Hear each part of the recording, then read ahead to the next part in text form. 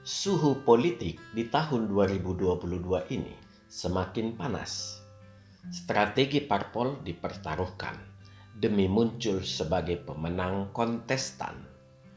Memang situasi seperti ini akan selalu terjadi dikarenakan tetap muncul partai dan oknum yang oportunis. Dalam artian memaksakan visi misi diri sendiri ataupun kelompoknya secara membabi buta. Visi misi yang jelas tidak berasal dari kebutuhan rakyat. Itu pun bila memiliki visi misi. Ini dapat menimbulkan chaos yang berkepanjangan di Indonesia. Mengapa bisa demikian? Ya, karena memang sejak status presiden bukan sebagai mandataris MPR, maka boleh dikatakan presiden akan diatur oleh partai pendukung. Ketiadaan GBHN yang harus dijalankan seorang presiden, maka sulit diharapkan Indonesia memiliki kesinambungan sebuah program pembangunan. Semua disiapkan secara instan. Yang terbaik sebenarnya adalah tetap ada GBHN. Tetapi cara pencapaiannya diserahkan kepada masing-masing partai. Bagaimana mengolah di dapur partai-partai pemenang. Nah, dari sinilah rakyat dapat mempelajari program mana yang paling masuk akal. Dengan demikian, para calon yang akan memberikan program tipu-tipu pada saat kampanye dapat dihindari, sehingga kesinambungan pembangunan dapat terjamin.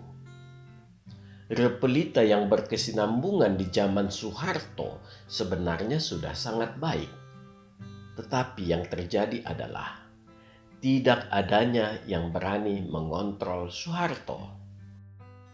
Semua dikendalikan Soeharto dengan represif. Pada saat ini, boleh dikatakan bahwa Indonesia berada dalam krisis mental. Mental yang saling mencurigai sesama anak bangsa. Dobrakan 98 sebenarnya sudah sangat tepat. Sayang, sejak 98 Habibie hanya sebentar. Dan memang beliau juga hanya sebagai presiden transisi. Megawati naik juga sangat bagus menggantikan Gus Dur yang lengser. 3 presiden setelah Soeharto ini sebenarnya sangat layak untuk memimpin Indonesia. Sayang, Megawati yang didukung PDIP dengan slogan Partai Wong Cilik kandas disalib menterinya sendiri. SBY. PDIP yang selama pemerintahan Soeharto, yang dalam pandangan mata awam sangat dijolimi, kembali menelan pil pahit. Rakyat Indonesia terlebih emak-emak begitu euforia pada kegantengan SBY dan bahasanya yang tertata santun. Saya sendiri di awalnya juga terpesona. Bahkan bagaikan keledai terpesonanya hingga 2 kali memilih SBY. Bagaikan petir di siang bolong, sedikit demi sedikit borok terbuka. Ternyata sudah sangat bernanah. Kenyataan yang terpampang sedemikian parah. 10 tahun masa SBY menciptakan nyala api di dalam sekam. Semua berkobar di zaman Jokowi. Jadi, bukan hanya karena keterbukaan yang memang di-open oleh Jokowi, tetapi memang otak bangsa kita sudah terdistorsi. Nasionalisme terkoyak-koyak. Ini sangat tampak dari menipisnya penghargaan pada budaya nasional sendiri. Semua unggah-ungguh ditabrak. Kita sudah menjadi bangsa yang sangar. Sangat berat sebenarnya yang dialami Jokowi. 7,5 tahun Jokowi memimpin negeri ini. Entah mengapa hati kecil saya sangat berterima kasih pada manusia kurus kerempeng ini. Mengapa saya katakan hati kecil? Borok kepemimpinan SBY baru saya pahami pada saat 7,5 tahun dia memimpin. Mata saya semakin terbelalak melihat kenyataan yang jauh melebihi pemikiran saya setelah habis 2 periode. Bahkan masih tersimpan misteri di dalam dirinya sendiri yang tidak diungkap secara terbuka, tetapi secara samar-samar sudah beredar di media sosial. Biarlah, itu urusan dia pribadi dengan Tuhan. Selama 7,5 tahun Jokowi memimpin, secara jujur harus saya akui dia sangat baik. Banyak pemain sirkus di sekitarnya, dan dia mengizinkannya sepanjang tidak mengganggu kinerja. Karena Jokowi paham, itu merupakan hak politik dari tiap anggotanya. Berbahagialah para menteri yang mendapat kesempatan berada di sistem pemerintahan Jokowi. Sekalipun sebuah sistem pemerintahan yang sangat berat dengan warisan lama yang parah, ditambah kondisi pandemi COVID yang luar biasa, sungguh memang tidak mudah. Membuat keputusan yang menyenangkan semua pihak sekaligus harus membatasi dengan keras, tetapi terbatas, pergerakan semua orang. Semua demi pembangunan dan ekonomi yang tidak boleh stuck atau berhenti. Bila berhenti, semua selesai. Kebijakan perdagangan ekspor dan impor mulai diperhitungkan. Nilai tambah sebuah produk menjadi prioritas, terlebih di dunia pertambangan. Dunia tidak dapat lagi membodohi Indonesia secara vulgar, secara kasar. Added value ini sebenarnya bukan hal yang aneh. Tetapi mengapa Jokowi sekarang memaksakannya? Karena dahulu banyak pejabat yang bermain di sini, hanya mengenyangkan perut sendiri. Sekarang semua dikontrol. Pejabat yang tidak mampu mengikuti irama Jokowi diganti. Jokowi tidak peduli sekalipun menambah tukang nyinyir. Bahkan tidak jarang menjadi sumber penyebar hate speech bahkan hoax. Dengan sadar mereka menjual nuraninya. Mengapa kita katakan dengan sadar? Ya, karena mereka sebenarnya orang-orang pintar. Sekarang lebih busuk dari sampah. Jokowi memang sebuah fenomena monumental. Ya, ini harus saya sebut. Jokowi memang sebuah fenomena yang monumental. Berbahagialah Indonesia sampai tahun ke-7,5 ini masih dipimpin Jokowi. Jokowi dikagumi seluruh dunia. Sekalipun di negara sendiri masih banyak yang tidak mau membuka matanya. Ini diakibatkan rusaknya mentalitas bangsa kita yang diperparah dengan politik identitas pada Pilgub DKI yang terakhir. Ini sudah diramalkan seorang guru besar ITB, Profesor Kunchoro Ningrat. Bangsa kita menjadi bangsa bermental suka menerabas, mencari jalan pintas atau pathways. Bangsa yang tidak mau mengikuti sebuah proses. Semua ingin serba instan. 2 tahun corona menerpa bangsa kita.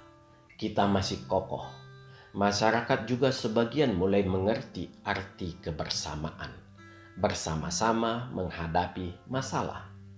Inilah bentuk kesabaran seorang Jokowi. Memang tidak ada sebuah kepastian mengenai COVID-19, apakah akan mereda atau terus naik turun.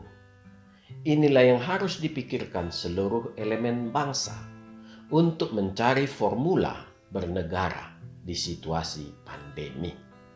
Ditambah lagi, sebuah problem muncul di hadapan kita, yaitu masa kepemimpinan Jokowi tinggal 2,5 tahun lagi. Ini yang membuat galau tokoh bangsa yang lurus, yang melihat problematika negara secara komprehensif. Memang, dengan situasi seperti ini, tidak bisa tongkat estafet Jokowi diberikan kepada pemimpin yang jauh dari rasa tanggung jawab. Saya pernah sangat miris melihat seorang gubernur mengatakan menyerahkan masalah COVID ke pemerintah di daerahnya sendiri. Dia give up, dia menyerah. Padahal kalau dilihat track recordnya, dia pernah sesumbar sebelum COVID masuk ke Indonesia, yaitu dari akhir 2019, dia sudah memiliki tim untuk mengamati pergerakan COVID. Seorang gubernur yang bodoh luar biasa. Sampai-sampai Google juga mencatatnya. Bisa dibayangkan, bila menjadi presiden, dia akan menyerahkan ke negara lain untuk mengatasi COVID di Indonesia. Artinya dia menyerahkan kedaulatan Indonesia melalui pintu masuk COVID. Luar biasa bodoh. Problem bangsa kita pada saat ini adalah merajut NKRI. Ini yang paling utama. Meningkatkan ekonomi dan tetap waspada pada COVID. Sebenarnya ketiganya sudah dijalankan oleh Jokowi. Waktu Jokowi sudah mau habis. Harus dicari pengganti Jokowi. Sangat jelas. Jokowi tidak ingin melanggar undang-undang. Dia ingin tetap taat pada undang-undang. Ini bisa diartikan Jokowi hanya ingin 2 periode atau undang-undang dirubah sehingga memungkinkan Jokowi lebih dari 2 periode. Kedua hal ini bila diajukan ke Jokowi, saya yakin dia akan memilih tetap 2 periode. Jalan satu-satunya adalah memaksa Jokowi melalui perubahan undang-undang. Dengan pemaksaan, Jokowi berada di bawah undang-undang dan dia akan patuh, sekalipun mengorbankan kebebasannya. Di mata saya, Jokowi bukan seorang yang serakah. Bila dia mau serakah, kekayaan seorang presiden tidak hanya bertambah hanya 25M selama 2 periode. Anggota DPR saja, bila hanya datang, duduk, dan diam, bisa menghasilkan 5-10M per tahun. Saya sangat yakin memang Jokowi mencintai bangsa ini. Backgroundnya dari kalangan papa membuat dia gampang tersentuh. Kepatuhan Jokowi akan mengorbankan dirinya. Bagi bangsa Indonesia, apakah fair merenggut kebebasan seorang Jokowi? Oke, bila kita tega, dengan alasan dibutuhkan, kita bisa menggunakan undang-undang. Jokowi akan patuh memimpin bangsa yang keras kepala ini kembali. Tetapi untuk berapa lama? Jawaban pastinya akan mengambang kembali. Karena kita tidak pernah tahu kapan COVID berakhir. Jadi dari sisi ini, cara ini kurang tepat. Sekalipun undang-undang dirubah, pemilu diadakan, dan Jokowi menang, itu tetap bukan sebuah solusi. Memang sangat besar peluang Jokowi menang, karena masa pemilu masih di bawah bayang-bayang Jokowi efek. Tetapi etika berpolitik Indonesia sangat parah. Semua cara dihalalkan. Sadar tidak sadar, kita mempermalukan bangsa kita di mata dunia. Ini bisa membuat Jokowi kalah karena pendukung Jokowi umumnya lebih bernalar dan mengalah demi kepentingan kebaikan Indonesia. Sebenarnya bila Jokowi kalah, Jokowi akan bebas dan merdeka, tetapi tetap meninggalkan luka. Dia akan berduka karena terjerumus pada situasi yang tidak nyaman di masa istirahatnya. Bila undang-undang dirubah dengan menunda pemilu, efeknya sangat kecil untuk membantu negara ini, hanya untuk 2-3 tahun. Dan ini akan berpengaruh pada pilgub dan pilkada. Inilah pikiran-pikiran yang membebani para tokoh yang mencintai republik ini. Penambahan masa kepresidenan Jokowi melalui pemilu atau melalui penundaan pemilu hanya membuat beliau pada posisi sulit, baik menang maupun kalah. Menang jadi abu, kalah menjadi debu. Biarlah beliau menyelesaikan masa jabatannya dengan kilang gemilang dan beristirahat dengan tenang menikmati masa tuanya. Sejarah akan mencatat Jokowi dan tim kabinetnya memang luar biasa. Perubahan undang-undang masa jabatan presiden cenderung merupakan pemikiran liar kalangan politisi. Pemikiran liar yang masih berupa berandai-andai. Kalau di kalangan problem solver, ini disebut solusi-solusi alternatif. Sebenarnya masih dalam koridor yang sah. Memang ada politisi-politisi muda yang masih ingin memperpanjang masa jabatannya tanpa bersusah payah melalui pemilu, atau bisa karena takut tidak terpilih lagi, atau bisa karena tidak akan menjabat lagi di kepartaiannya. Tetapi bagi politisi yang bijak, pada umumnya semakin berhati-hati melangkah, menatap jauh ke depan. Memang fenomena Jokowi sangat monumental karena sangat membekas di hati bangsa ini, baik yang menyayangi maupun yang membencinya. Sebenarnya bukan perbuatan beliau yang tidak dapat dilakukan orang lain.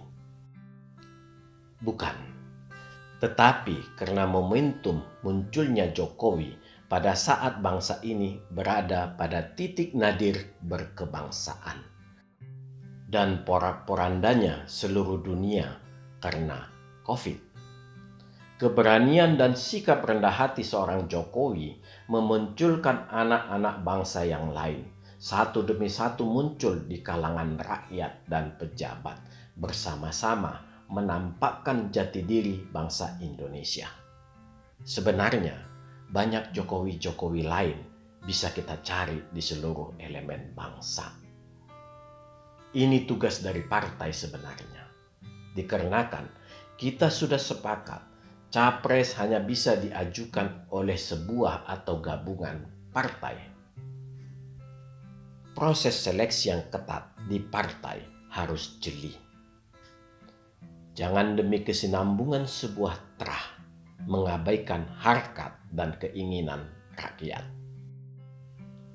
Rakyat jadikan sebuah subjek, bukan objek. Pilih kandidat dari dalam atau dari luar partai yang mampu mengemban 3 hal yang dibutuhkan Indonesia saat ini, yaitu merajut NKRI, peningkatan ekonomi, dan pandemi COVID. Jangan pernah mencalonkan orang yang pernah bermain-main dengan ketiga hal ini. Sekarang bola berada di partai. Bila partai bermain api, rakyat akan sangat menderita. Memang bangsa ini dari dahulu menderita. Rasa manis yang harusnya dapat dinikmati rakyat di masa Jokowi tidak terlalu terasa. Dikarenakan terkoyaknya NKRI dan pandemi yang menghajar. Tetapi kita tetap bersyukur situasi sekarang cenderung semakin stabil. Dan bila ada partai mencoba bermain api, negara ini akan segera terkoyak habis. Inilah partai dengan manusia-manusia durjana di dalamnya. Berhati-hatilah bangsa Indonesia. Banyak orang mengatakan politik itu kotor. Itu sebuah pernyataan yang salah total. Politik itu hanya tool atau alat. Politik akan kotor bila diolah dengan otak yang kotor. Karena itu, ada baiknya para politikus menyadari peran partai yang begitu besar pada saat pencapresan. Berpikir besar dan berhati besar sangatlah penting di dalam dunia politik. Bagi para politisi partai, jangan pernah berharap keledai bisa memutuskan sebuah perkara besar. Oleh karena itu, jangan pernah menjadi keledai dan jangan pernah mencalonkan seekor keledai juga. Rakyat akan menderita. Penderitaan rakyat kelak membuat Tuhan campur tangan. Salam, majulah Indonesia.